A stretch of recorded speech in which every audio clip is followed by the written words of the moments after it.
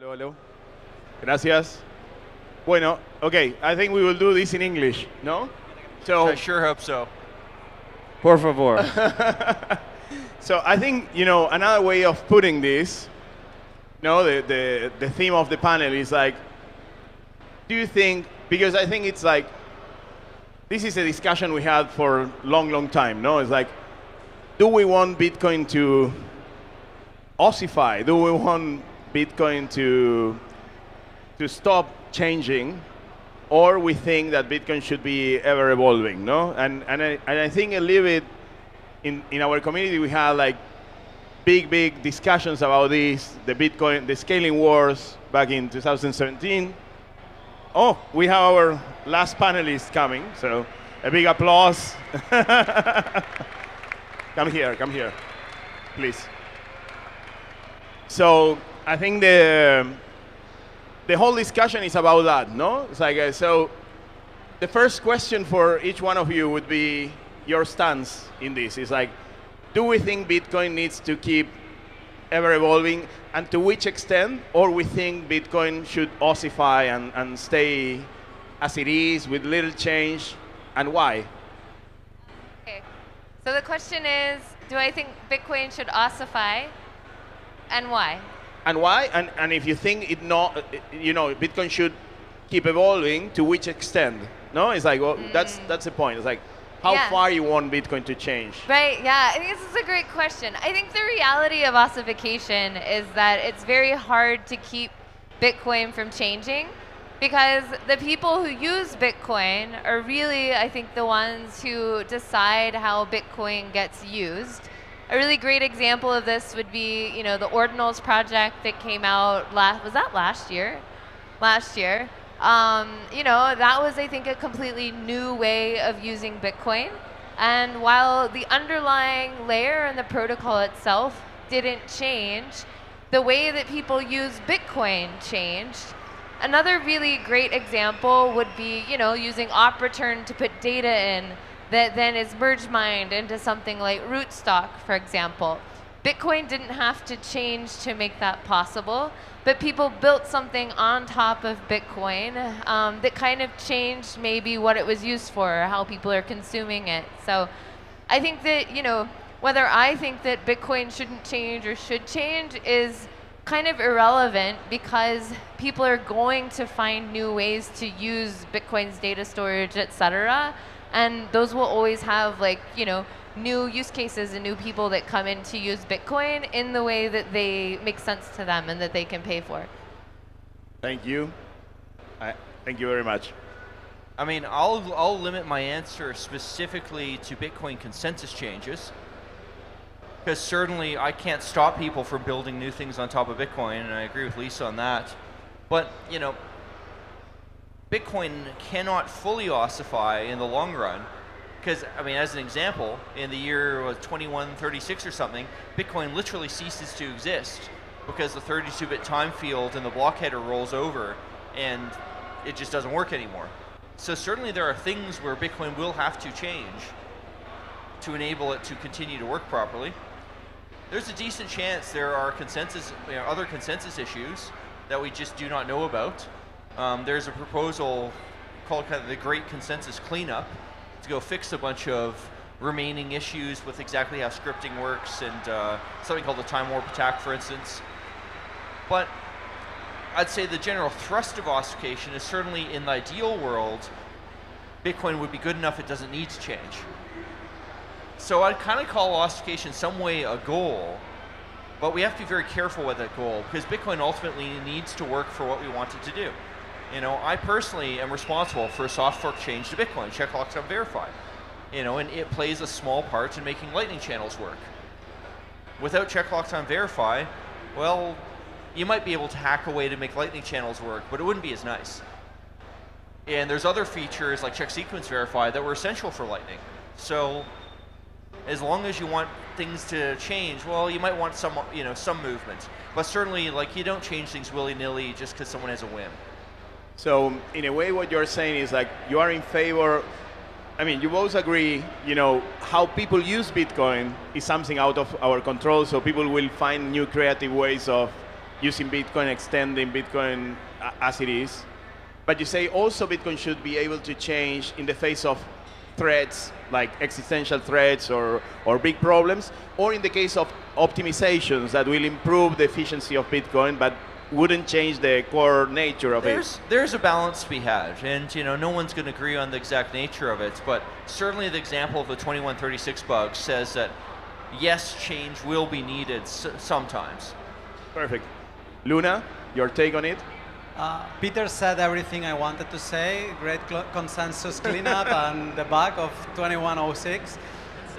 Yeah. So there is a hard fork coming at some point, because I believe that to fix this lack of bytes in the time field of the block header, it's a hard fork.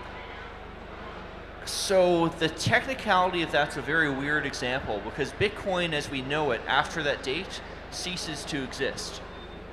So is it a hard fork if there is no alternative? I don't know. That's a complex question. Okay, we got deep here. But I believe that it's an existential fork. We're getting into another dimension if we follow that rabbit hole.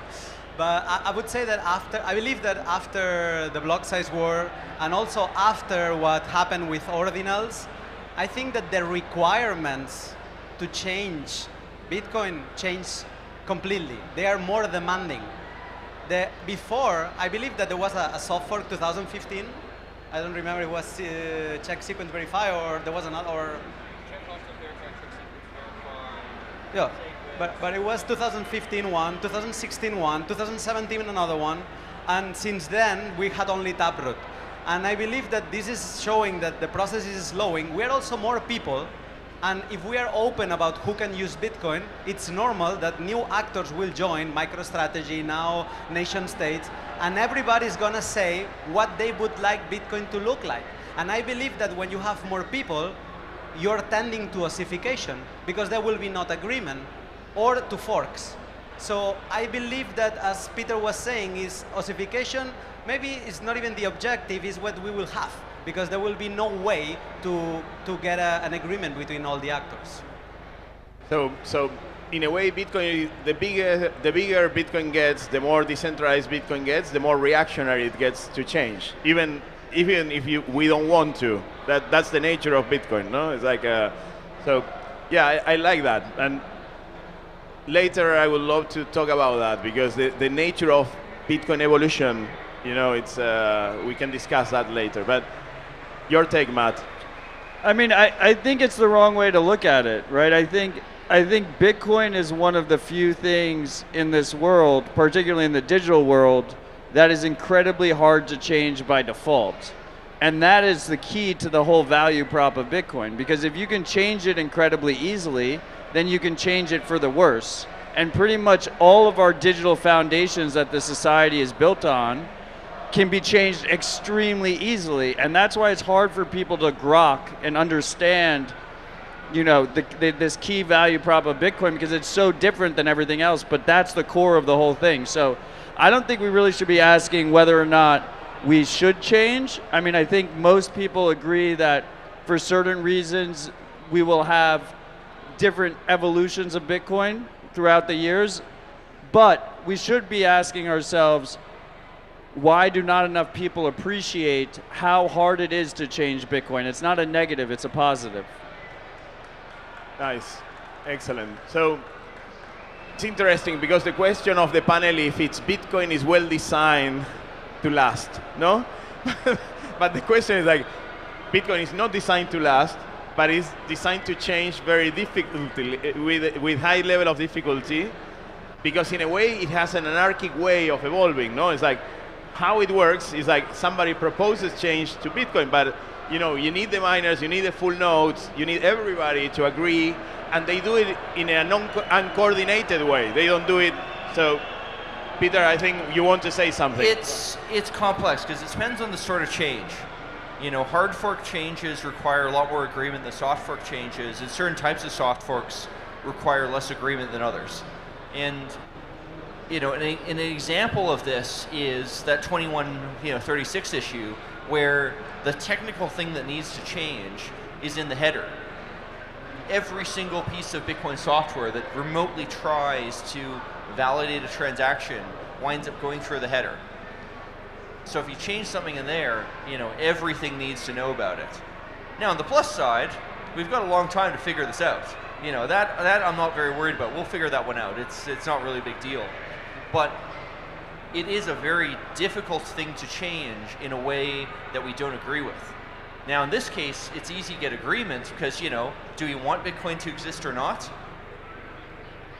But if we're talking about something else, like say a block size increase, well suddenly the agreement becomes a lot harder. On the other hand, at the very far extreme of that, the simplest consensus change I can go think of is something like, adding a security tax. Because that's something where it can just be the miners say, look, we just want more fees. Well, yeah, absolutely. And I think, for example, one controversial change that is recently been discussed is covenants, for example, no? That is like control reversibility of transactions. I'm simplifying. Covenants is more than that, but for the general public, you can see it as that. And you say, okay, that looks like just one more functionality, but the implications of having reversible transactions are very deep, because then suddenly some Bitcoins are not fungible with other Bitcoins, for example. So you're breaking underlying assumptions of Bitcoin fungibility. So covenant opcodes from a technical perspective, the thing that makes them kind of a tricky change where you need more than just miners to agree is that, like, let's suppose we create opctv. Opctv, the way you would define it would be you take an opcode that says return true immediately, as in you can spend the money, and you'd redefine it to say validate these conditions and only then allow the script to proceed. So let's suppose, Antpool and like F2 Pool and a couple other big miners say, you know what, opctv, we like it, we're going to make it, activate it tomorrow. That's all well and good, but if all your nodes do not enforce these rules and these miners decide to change their mind, maybe because hash power pointed at them and said, you know what, that was stupid, like that was really not a good idea to just push that. Well, your nodes are not enforcing that opcode, and now any money tied up in that can just be stolen in a lot of cases. Exactly, so that's why I'm bringing it, because then you understand that little changes that look only like improved functionality or extending Bitcoin functionality have so many deep implications that are not easily seen. So, yes, Luna. Yeah, but I believe that with covenants, what we saw is something very different than what we saw with Taproot. With Taproot, there was no other proposal. Taproot was like, even nowadays, when I think about what we approved in Taproot, it's such a big change, or Segwit. At Segwit there was a war, but in Taproot, there was. We have a whole new network thanks to Segwit. Yeah. Many. But in Taproot is also a big change, and it got approved, and everybody was clapping and happy, but there was kind of a consensus. But with covenants, I lost track of how many proposals there were, and this is showing that if there is not like a huge consensus of an idea, nothing will happen. And this is what I believe what we saw in covenants. I don't think that covenants are dead. We're just waiting to find what makes sense to maybe push.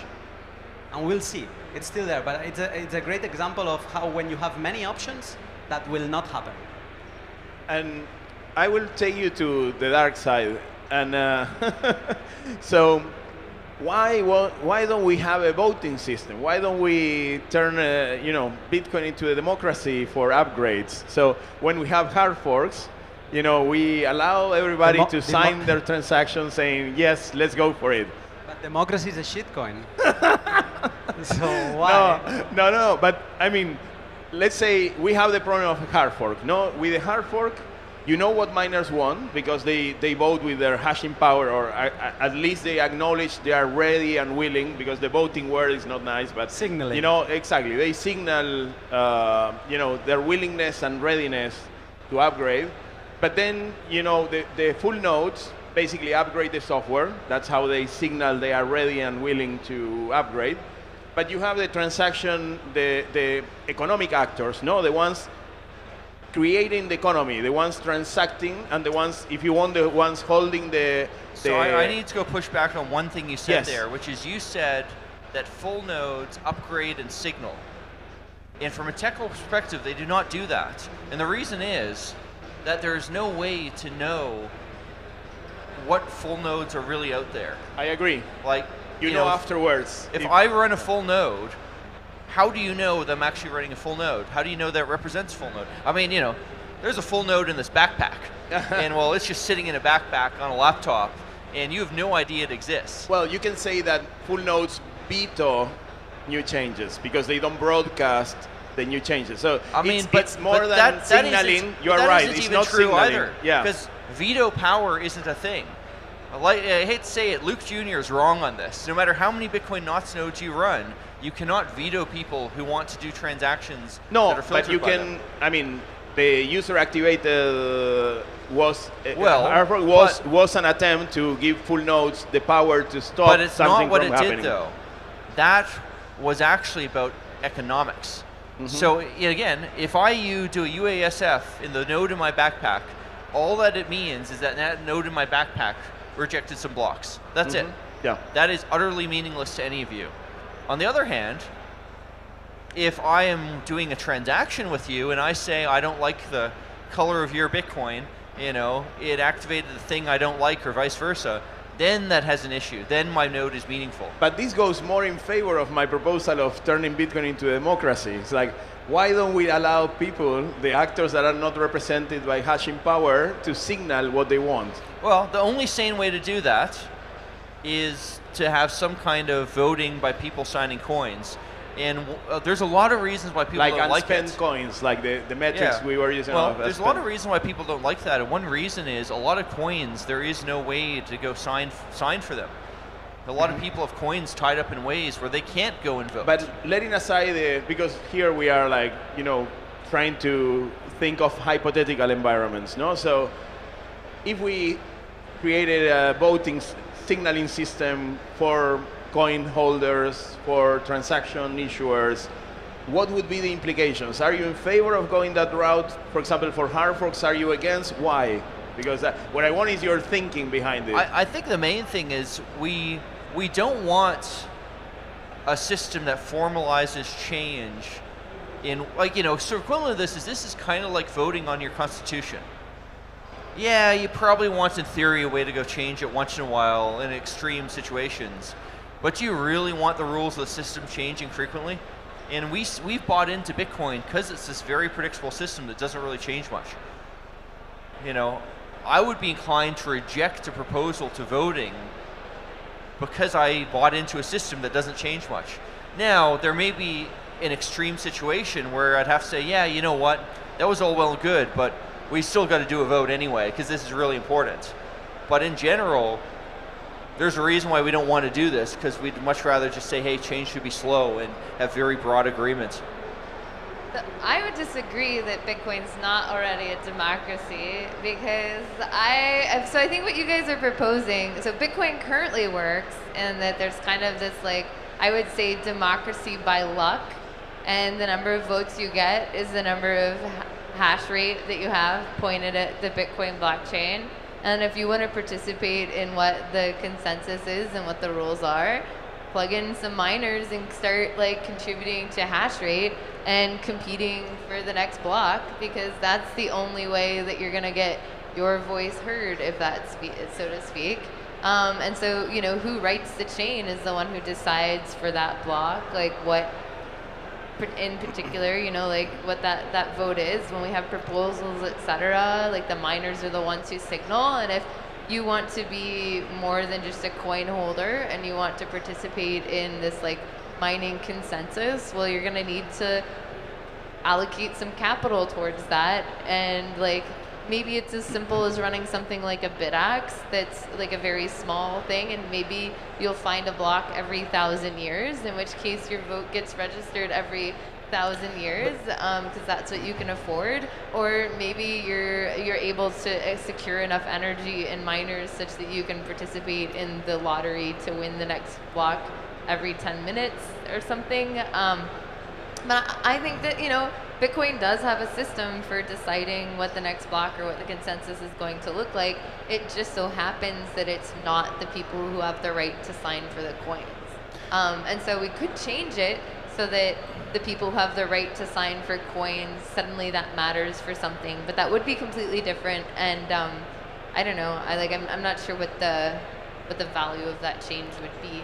But I think in that case, Bitcoin would be an aristocracy of the miners, no? Because if they are the ones controlling. But I think one part that is missing is that the control of the Bitcoins themselves is managed by the private keys of the people. So that's the thing. It's like it's not only the miners are, in a way, issuing the blocks and certifying, but there's another element to it that is outside of their control. That's why Bitcoin is so complex, no? It's like you have the communication backbone that is the full nodes. They have the miners producing the blocks, but then you have the people controlling the funds through their private keys. So in a way, that's what I'm thinking is like, do we need to give a voice to everybody or not? It's like today we don't, but maybe Luna and Matt keep going on that direction, but thank you, Lisa. I think, yeah.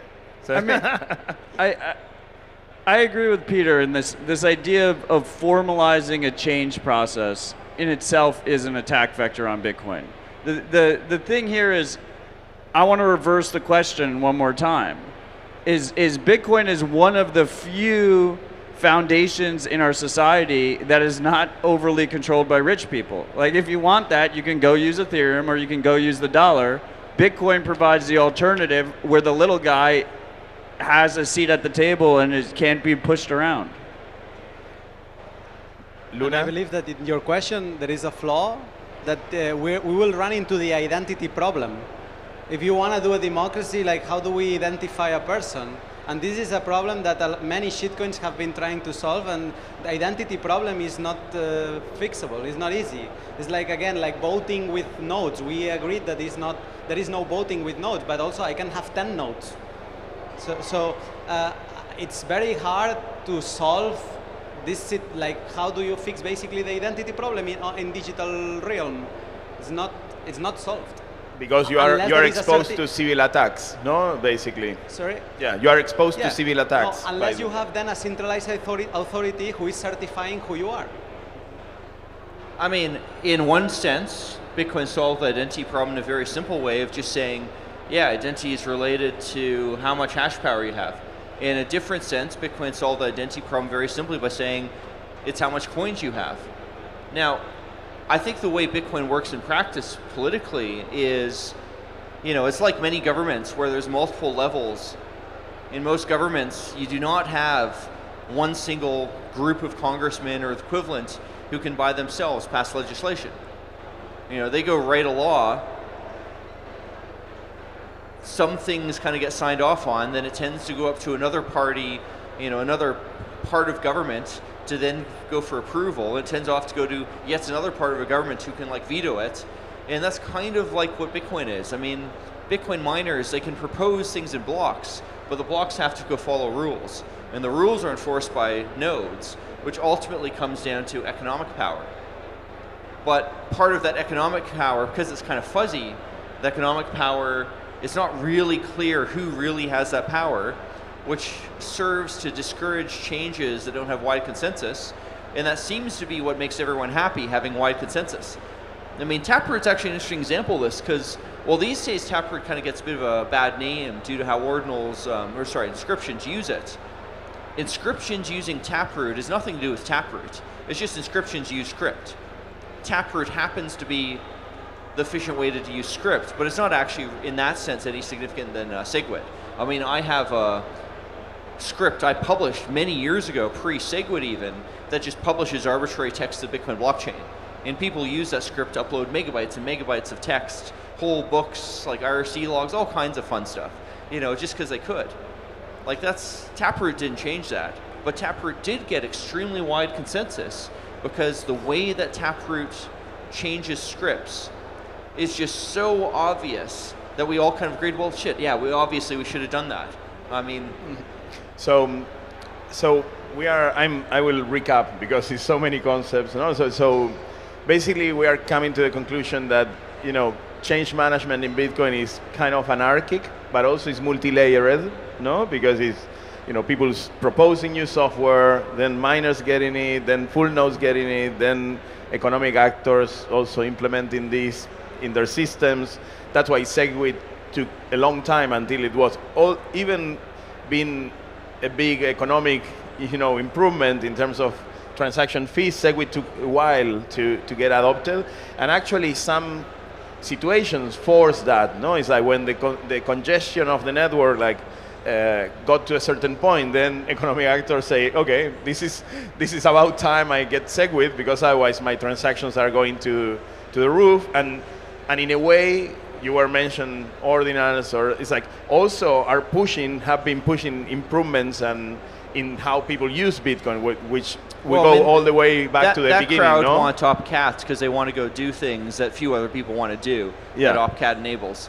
Yeah, but at the end, we can agree that, if you convey with the Bitcoin rules and if the protocol allows it, should be viable, no? It's like if you pay, that takes us to an interesting question, because there was a lot of discussions. Hang on, but I gotta go say there, like your discussion though, I think actually missed an underappreciated part of the consensus building project, which is literally going to conferences and speaking to people. Media and all this. The social layer. Yeah, it's actually a very important part of it. And at every step, you're influencing the people who run the hash power, run nodes, have economic businesses, and so on. But this stuff matters. This is how the block size war was run. Well, we always discuss that, no? It's like, because you have the game theory that is based on economics, like Lisa was sharing, about the miners and their economic involvement. The long-term involvement, no? Because they have long-term commitment to the network, and then if they make bad decisions today, they will pay the consequences, no? And that's a little bit of the game theory behind Bitcoin. But the social layer is always, and always have been, the last line of defense, no? And that's how we think about Bitcoin. It's like, even if you had, for example, a politically driven actor willing to disrupt Bitcoin, we have the social layer as the last defense, no? No, it's the first line of defense. You do anything bad and people yell at you on Twitter right away. But they will shout at you in Twitter anyways. You know how it works. So, okay, I think, I love it. It's like we went all the way. So we still have a lot of time. So if you mind, Luna, please go ahead. Yeah. I want to put on the table something that might make changes even a little bit more complicated. It's also in a part of what I said before, but now we're starting to have a lot of new actors holding a lot of Bitcoin. Basically Coinbase now, with all the ETFs. And this was a criticism that I heard about Ethereum going to proof of stake and so on, and how centralization of all this liquidity, the new way of staking whatever they have, that they said, whenever the next fork comes in Ethereum, maybe these people will not agree. And they have a shitload of Ethereum, so good luck convincing them of something that maybe is pushing privacy or something like that, no? So, going back to the beginning about ossification, I don't know if this will lead to more ossification or forks, but it can be the next war of this white Bitcoin and Bitcoin blue. You'll really like having blue things in Argentina with the dollar blue. So I believe that this can be next war about wanting a change. And the change can come from the blue community, so the cypherpunks and so on, or it can come from the official. Maybe they want to introduce travel rule in the protocol level. Everybody will laugh at it. But okay, let's say, how many Bitcoins do they have and what can they push? I don't know. This is maybe something. Nice, and that takes me to the following question. That is, like, in the face of big nations trying to control Bitcoin, I think regulation, it has been weaponized. We can all agree on that, and in the face of huge economic actors, willing to take control of Bitcoin, do we think this anarchic evolutionary model, do we think that this multi-layered approach to governance that Bitcoin has is enough to resist those powers, or we need to do something else in order to protect Bitcoin from those powers and their interest to control it.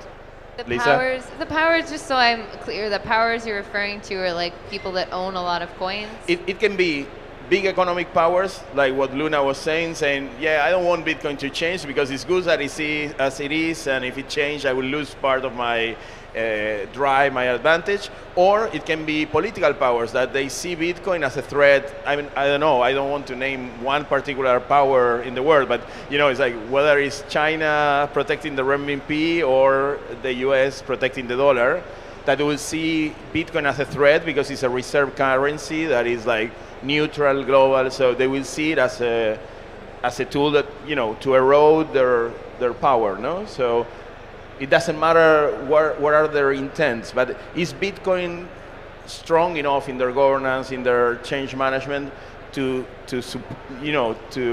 basically fend off those attempts of control or not?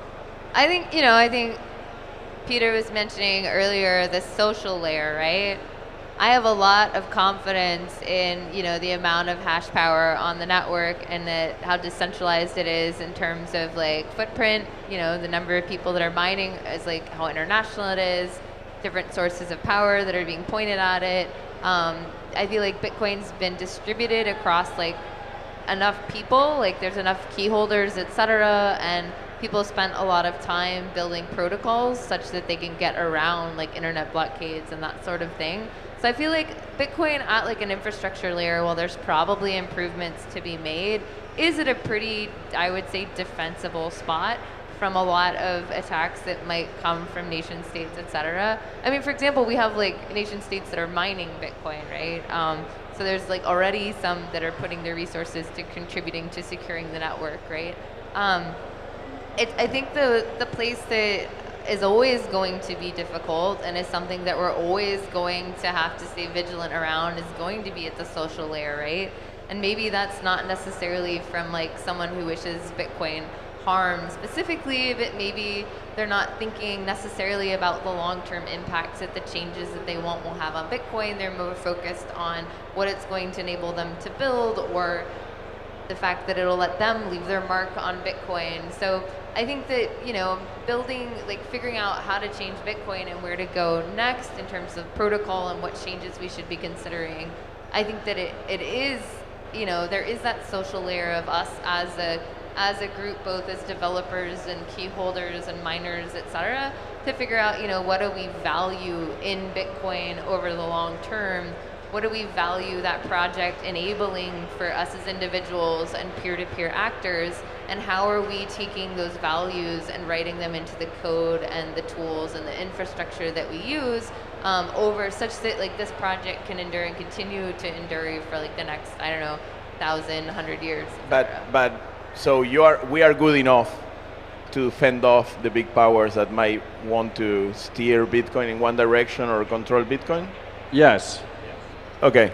I think, look, I think this. No, good. I mean, I'm happy. No. That gives me comfort and peace of mind. This is exactly why you don't want to formalize a easy to change process in Bitcoin. Because if you have a leader, if you have an ability to change something very easily, we've seen time and time again that governments will pressure that person to change that thing.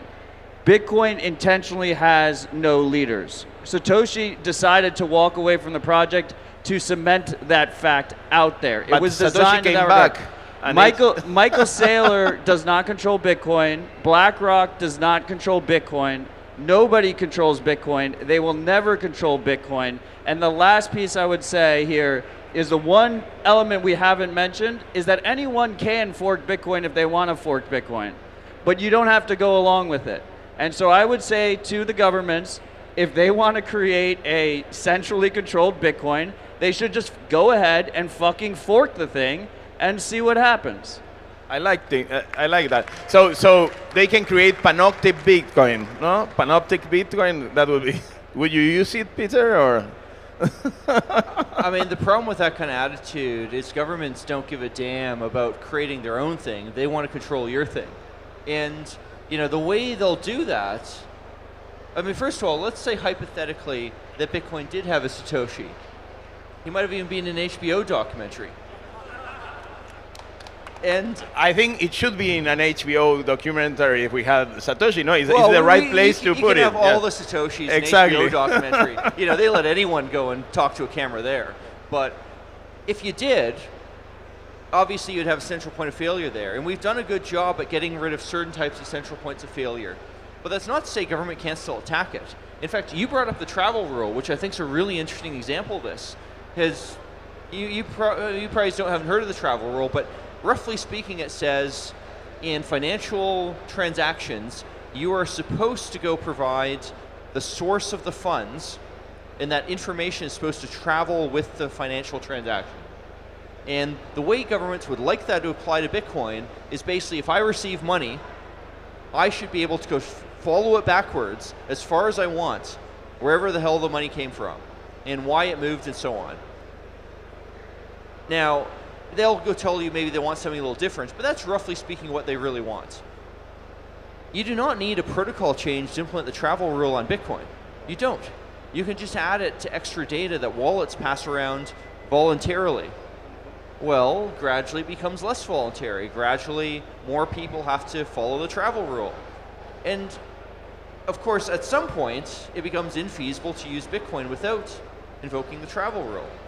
Now, a good example of how this kind of process could happen is I got to Argentina, 3 nights ago or something. At the moment, I don't have any Argentinian pesos. I was hoping maybe someone would go and take up my Vexel trade and sell me some Argentinian pesos for my Bitcoin. Oh, great, yeah, well, we can do one right here. All right, we'll count that up later. Yes. This is an example of a trusted transaction, by the way. But unless these kind of infrastructure exists to actually trade Bitcoin, things like the travel rule become a lot easier. In us protocol devs, there's only so much we can do to resist this. And these kinds of things do not need to be part of the consensus protocol. They can just be layers on top. So your answer is not enough. We need to keep working on it to keep fighting the powers that... We have to keep working because governments are ludicrously powerful. Yeah. And there's this idea that cypherpunks write code. And yeah, cypherpunks write code. But that's not how cypherpunks run the encryption wars. They won it by writing a bunch of code and also suing the fucking government. So also cypherpunks go to conferences and educate the people so they can rebel against the powers. And they file lawsuits against the government and play politics. And we need to do all this stuff at once. Because otherwise we're going to find out the hard way that code is not enough. I agree. And also I feel this process is like the famous boiling, toad, where they are boiling you, what you mentioned on the travel route. No, they boil you very slowly but steady, and at one point you are done. No, and a lot of people doesn't understand about that the fight for freedom starts with the things. It starts with privacy, but for many people, privacy is an abstract, and they don't understand that without privacy there's no freedom, and we need to start fighting for that now, because it's not just financial privacy with Bitcoin. I mean, I was actually kind of shocked when I learned that up until recently, the biggest paper bill available in Argentina was worth about $1 US.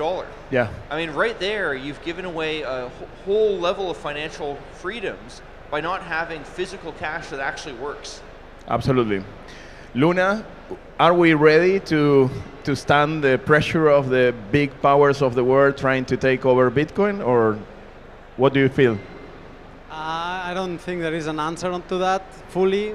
We will see whatever they will come up with, and we will find a way to loop around. So I believe it will be before. I think it was Todd that was saying they are Goliath, we are David, but we are faster. So what for me was worrying is what I saw this year with Samurai and what happened after.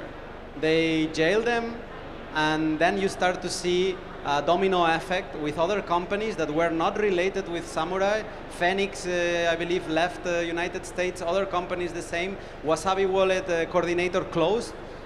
And that is leading to some changes. Now, Wasabi Wallet coordinator is open. Now there is a fork of Samurai. Nobody knows who is doing it. We have to check the code just to check it's not NSA. But it seems is another restart of Samurai by somebody. So first of all, it was scary. How about just one jailing? What caused after that? What happened after that? But also, you can see that we're getting stronger also.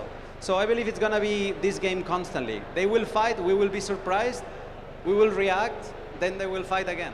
So our anti-fragility as an ecosystem is the best defense. It's not what we have today, but the ability to adapt and get stronger with each attack.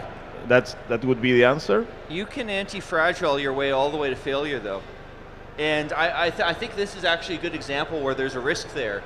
You know, we haven't had a coin join implementation straight up and say, we are going to go and openly violate what you guys think US law is, come sue us and we will win in court. And Samurai is not a good example. Samurai is an atrocious project that could have easily been a Fed plant to try to go and create the precedent that coin join is illegal. I mean, it is unreal how bad Samurai is. Wasabi, on the other hand, if they had done the PGP thing, Wasabi would have just straight up said, yeah, I know you think what we're doing is illegal, go arrest us and we'll fight you in court, which is how PGP won the encryption wars. But it takes people who have a lot of courage and a lot of money to win that kind of battle. Yeah. And Wasabi hasn't chosen to go do that. They've chosen to be anti-fragile, but that doesn't actually solve the problem of which direction the laws are going. But well, Wasabi banned the knee before. Wasabi was showing like putting chain analysis and so on. A privacy company already put a chain analysis there, and it was showing that it will. That was Samurai being very cleverly cowardly to continue to operate, rather than just saying straight up, we welcome your court case. And you know, that allowed Samurai to run without any real issue to Wasabi to run with any real issue to Wasabi users, because the Wasabi tech worked, unlike Samurai. But it would be really nice if we had someone, ideally someone not actually writing a lot of important code, to go and say, yeah, I'm willing to take on that legal risk. Because, like I say, that is how the encryption wars got won. People got criminal charges and they beat those charges. Yeah, that was Dan Bernstein, no? DGB back in, you mean in a few different people. Yeah, but that was one of the big battles, no? 2003. Yeah, we have not seen that kind of battle in Bitcoin. No one's been willing to take that risk. To take that risk so far, but I think we have people that will be willing. I won't, because we have a few minutes. I think thank you for all the thoughts and ideas. And I want to open the microphone to the audience. Do you have questions? Somebody? Raise your hands. No? Like, there you go. Can we give?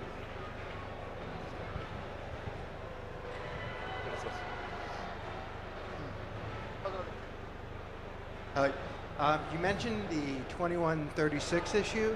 That's the first time I've heard about that.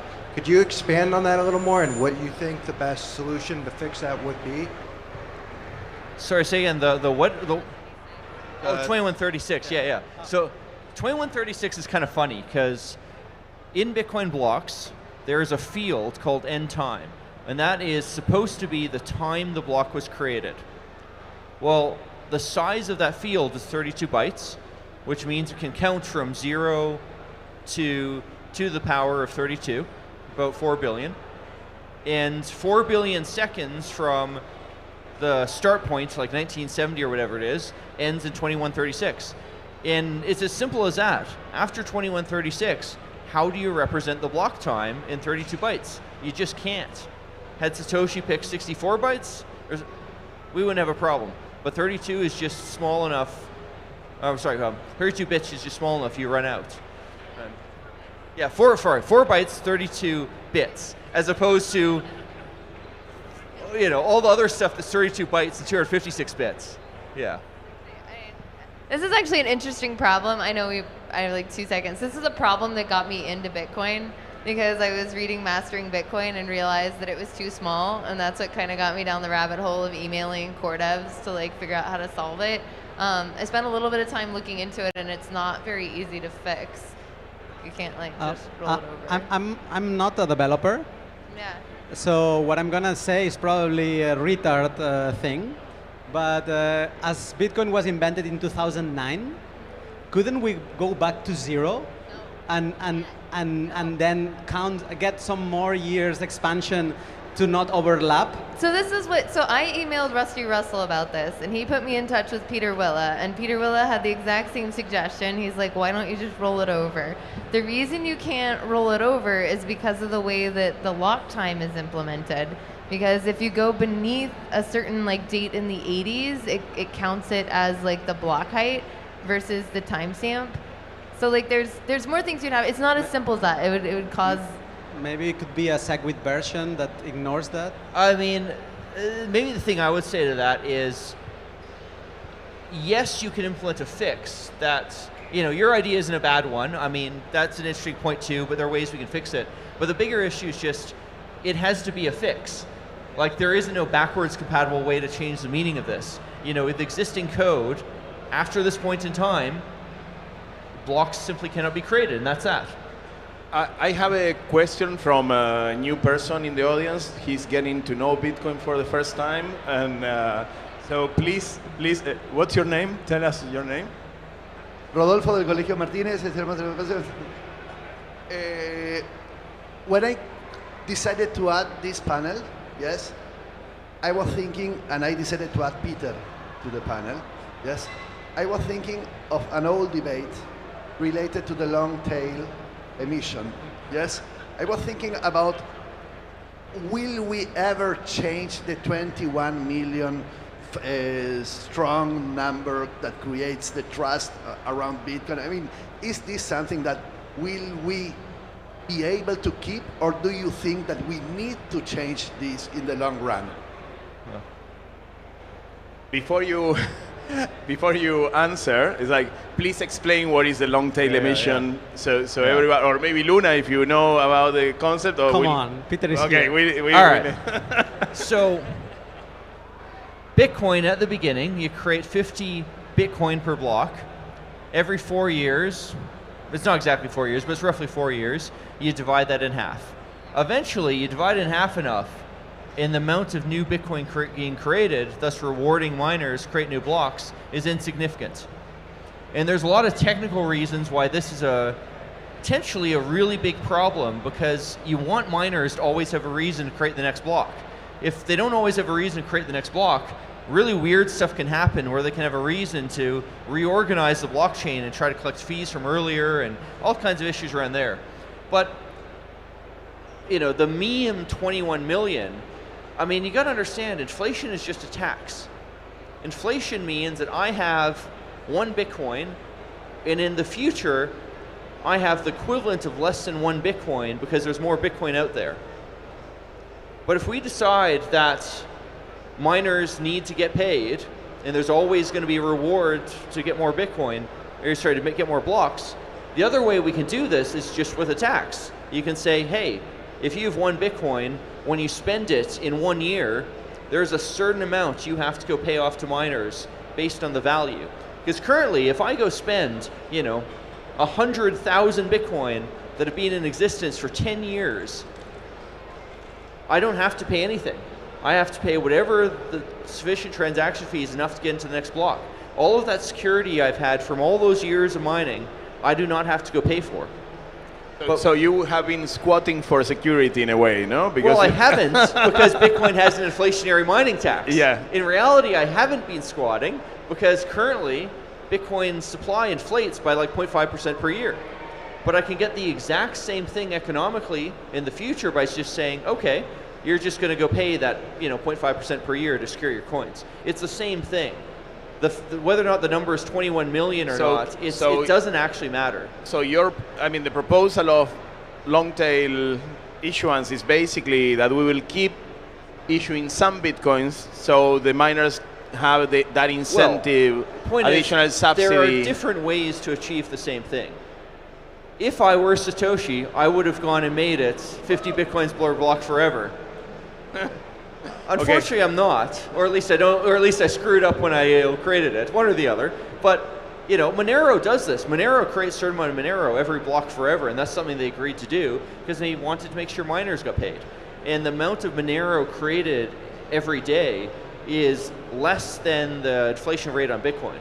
You know, Monero currently, depending on how you count it, has like 0.2%, 0.3% inflation. Bitcoin is 0.5. Perfect. Well, as you say, there are more ways to sort that, to skin that cat, no? But well, and notably, a tax can be a soft fork, so miners can just go and do it.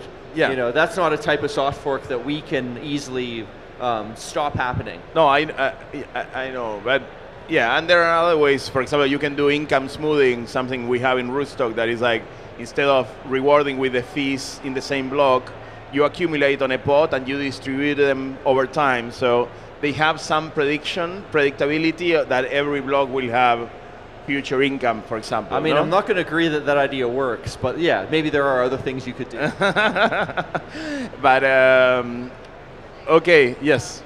It's kind of a detour, but I think it's interesting that a lot of the new protocols, like ARC, for example, or some of the timeout trees things that are new ways of holding Bitcoin at scale, is kind of what they're doing, is they add a carrying cost to having a balance. So you can no longer, in some of these new systems, you can't get away with the free rider problem. You have to, there is a bit of a cost to keep carrying it in that system, which is interesting. And we have a nationalized economist called Hessel here that he also proposed demurrage.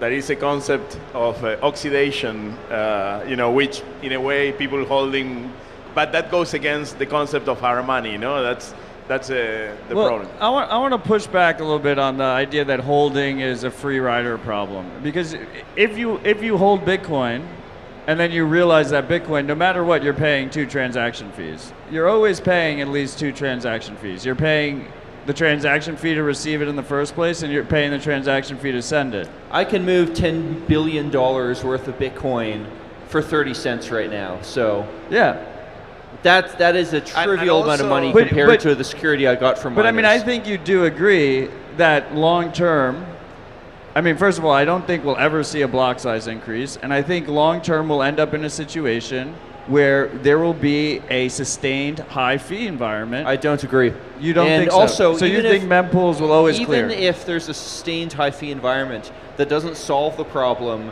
that reorgs are profitable. You need a very specific and very artificial sort of high fee environment for that to happen. And we're risking miners going and fucking up the chain to go make more money. It's a sketchy thing that we're going into. I mean, okay. Well, I mean, well, I guess we'll see what happens. But I think like as this pressure starts to develop, if that becomes a real issue, then it could always be. Then all of a sudden there might be some consensus for some kind of change in that situation. But I would say there is definitely indirect.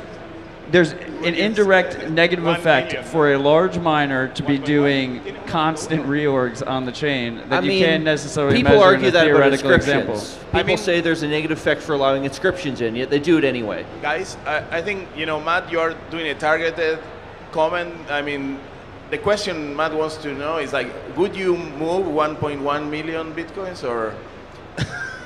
Well, I mean, I wouldn't bother implementing that change by. I'm kidding. Well, sorry, I mean, like, I wouldn't change that thing because I don't have to. You'd implement it in a different way, the soft fork. Yeah, no, but this concept of squatting, indeed, for example, in Ethereum, in other blockchains, it's a big problem, for example, because the storage rent, for example, the storage for using the variables on the Ethereum environment, for example, were like taxed at a fixed rate. Like that was equivalent of having the data alive for 8 years. So in a way you would have the same problem of occupying, you know, memory space for 8 years and not paying afterwards, no, having it free afterwards. So these are problems that in different blockchains we have. Bitcoin does have this problem with UTXOs. Absolutely, the UTXOs but yeah, so I think we are at the end of the conversation, but for me this was awesome. I think it's a great conversation. Thank you